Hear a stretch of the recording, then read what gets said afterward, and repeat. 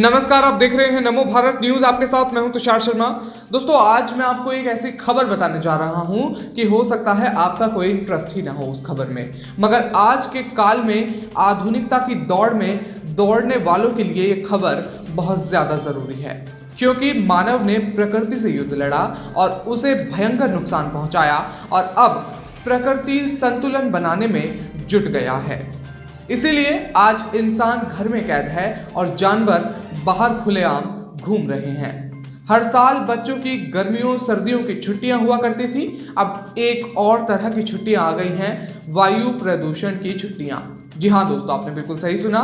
ये स्थितियां किसी और ने नहीं बल्कि खुद आप और हमने पैदा की हैं और अब इसका असर सीधे तौर पर हमारे जीवन पर पड़ने लगा है। अगर मैं बात कर लूं, भारत में पिछले वर्ष प्रदूषण की वजह से 16 लाख लोगों की मौत हुई थी, जबकि सड़क दुर्घटनाओं में हर साल 2 लाख लोगों की मौत होती है। और इस वर्ष कोरोना वायरस की वजह से अब तक 1,46,000 लोगों की मौत हो चुकी है। यानी कि प्रदूषण आज के भारत की सबसे बड़ी समस्या है और अब हमें प्रदूषण को हल्के में नहीं लेना होगा। भारत में पिछले वर्ष ही नेशनल क्लीन एयर प्रोग्राम की शुरुआत की गई थी। 2024 तक 2.5 यानी हवा के जहरीले कणों में कमी लाने का लक्ष्य रखा गया है, लेकिन हर साल प्रदूषण का स्तर घटने की जगह बढ़ता नजर आता है। आज हम प्रदूषण की बात करेंगे दोस्तों, तो इसके मद्देनजर आपको मैं बता दूं कि जिसने भारत के लोगों के जीवन का गणित पूरी तरह से बिगाड़ कर रख दिया है। जी हाँ दोस्तों, उसी प्रदूषण की आज हम बात करेंगे जिसने भारत के लोगों का गणित पूरी तरह से बिगाड़ कर रख दिया है। और साथ ही देश की सबसे बड़ी रिसर्च संस्था ICMR यानी कि Indian council for medical research ने देश में प्रदूषण की वजह से होने वाली मौतों के आंकड़े जारी किए हैं। इन आंकड़ों के मुताबिक देश में पिछले वर्ष यानी 2019 में प्रदूषण की वजह से 16 लाख से ज्यादा लोगों की मौत हुई थी। इनमें से 9,80,000 लोगों को हवा में 2.5 का स्तर ज्यादा होने की वजह से अपनी जान गंवानी पड़ी थी, जबकि 6,10,000 लोगों की मौत इंडोर एयर पॉल्यूशन यानी घर के अंदर मौजूद प्रदूषण की वजह से हुई थी। हमारे देश में प्रदूषण से हर रोज 4,383 लोगों की मौत होती है और इससे हर घंटे में होने वाली मौतों की संख्या 282 है। यानी कि देश में होने वाली कुल मौतों में से 18% के लिए प्रदूषण ही जिम्मेदार है। पिछले 29 वर्षों के तुलनात्मक अध्ययन में यह भी पता चला है कि भारत में इंडोर एयर पॉल्यूशन में 64% की कमी आई है, लेकिन आउटडोर एयर पॉल्यूशन 115% तक बढ़ गया है। यानी प्रदूषण से सुरक्षित तो आप अपने घर में भी नहीं हैं, लेकिन घर से बाहर निकलना और भी ज्यादा खतरनाक है। इन आंकड़ों में प्रदूषण की वजह से भारत को हुए आर्थिक नुकसान का आकलन भी किया गया है। भारत को प्रदूषण की वजह से पिछले वर्ष 2,60,000 करोड़ का नुकसान हुआ था। ये नुकसान भारत की कुल GDP के 1.4% के बराबर है। कुल मिलाकर ये भी संभव है कि अब तक तो किसी की मृत्यु होने पर लोग कहते थे कि इस व्यक्ति की मौत हार्ट अटैक से हुई है, कैंसर से हुई है या अन्य किसी बीमारी से हुई है, लेकिन अब समय आ गया है कि जब लोग कहेंगे कि वो व्यक्ति तो प्रदूषण की वजह से मारा गया। अगर हम बात कर लें, लंदन में एक 9 वर्षीय लड़की की मौत के मामले में ऐसा ही हुआ था।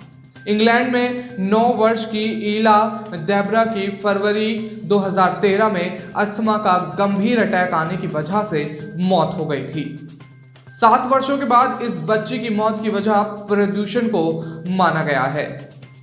फैसले में कहा गया है कि ईला को अस्थमा का गंभीर अटैक प्रदूषण की वजह से ही आया था और यही उसकी मौत की वजह प्रदूषण बना। और अब यही हालात भारत में भी पैदा हो चुके हैं। याद कीजिए अपना बचपन और आज के बच्चों का बचपन।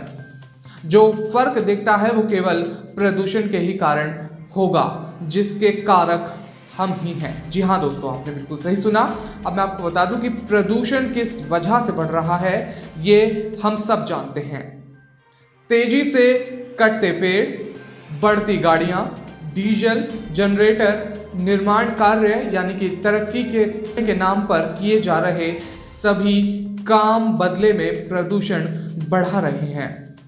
हमारे वेदों में प्रकृति का सम्मान करते हुए विकास करने की सीख दी गई है, लेकिन हम वो पाठ भूल चुके हैं।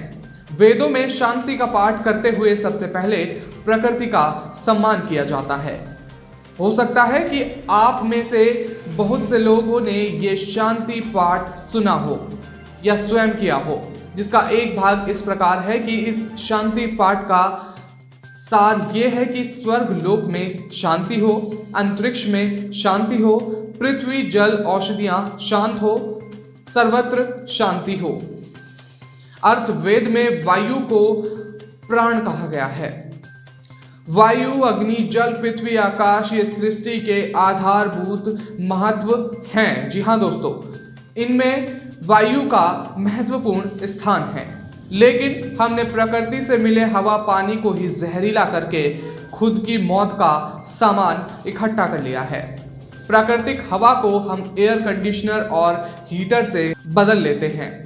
ताज़े भोजन को फ्रिज और माइक्रोवेव से अपने हिसाब से ठंडा या गर्म कर लेते हैं। प्रकृति के साथ सामंजस्य बिठाने की जगह इंसान ने प्रकृति को अपने हिसाब से ढालने की कोशिश की है, लेकिन प्रकृति के विरुद्ध जाना संभव ही नहीं है। इसलिए आज हमारे आसपास ही हर चीज जहरीली है, चाहे हवा हो, पानी हो या मिट्टी हो। अब वही जहर हमें हर सांस के साथ वापस मिल रहा है। अब स्थिति यह है कि हम सांस लेंगे तो भी मर जाएंगे और नहीं लेंगे तो मरना ही निश्चित है। हो सकता है कि आपके घर के आसपास ऐसी कोई ना कोई जगह जरूर हो जहां पेड़ लगाए जा सके, कोई पौधा लगाया जा सके, लेकिन हम में से कितने लोग ये कोशिश करते हैं? हम में से बहुत से लोग कुछ कदम की दूरी पैदल चलकर पूरी कर सकते हैं, लेकिन ज़्यादातर लोग छोटी दूरी के लिए भी कार का इस्तेमाल करते हैं। हम सीढ़ियों की जगह लिफ्ट का इस्तेमाल करते हैं।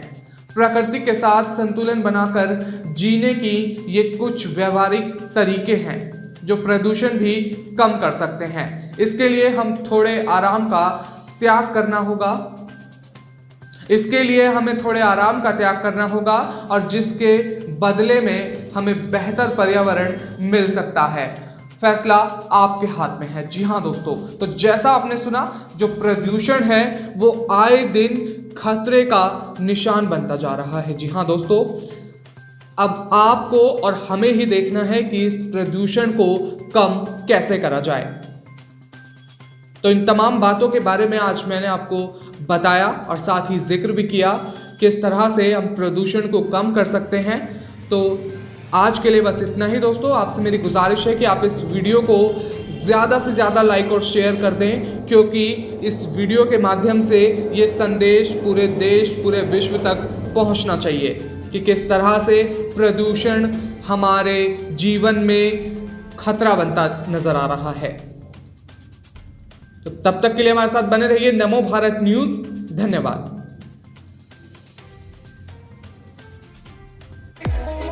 वीडियो को लाइक, सब्सक्राइब और शेयर करना ना भूलें। अपने विचारों को कमेंट बॉक्स में लिखकर हम तक जरूर पहुंचाइए।